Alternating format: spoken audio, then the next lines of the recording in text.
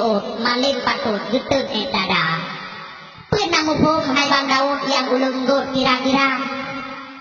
Nisi bima arti kuput malin patut peta makna. Urang tu purang kuput buat dan patut gegeria. Ruga getu pura hari-hari yang kita luang peng-peng riba.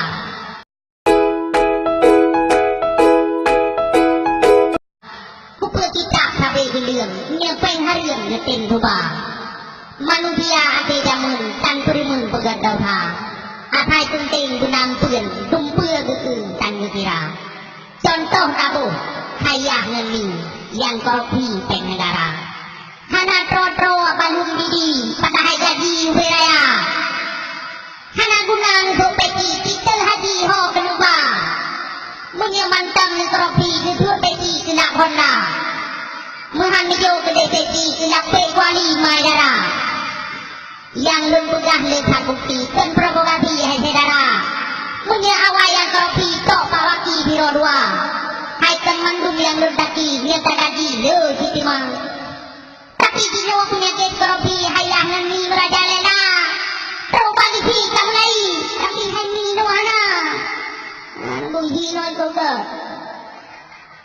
maka bagi ulun pesan dengar ijang hai saudara nyekan hak drawa baik kurang desa hai bang ubiraya hana gunang sembahyang menyepengnya netin dubang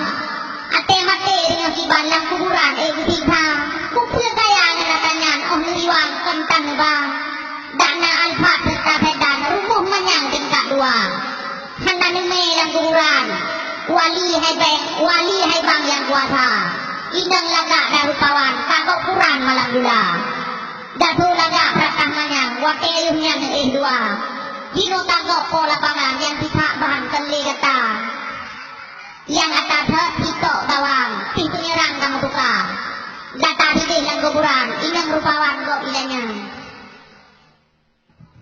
memang pantun agak lancang atau rakan betul jatah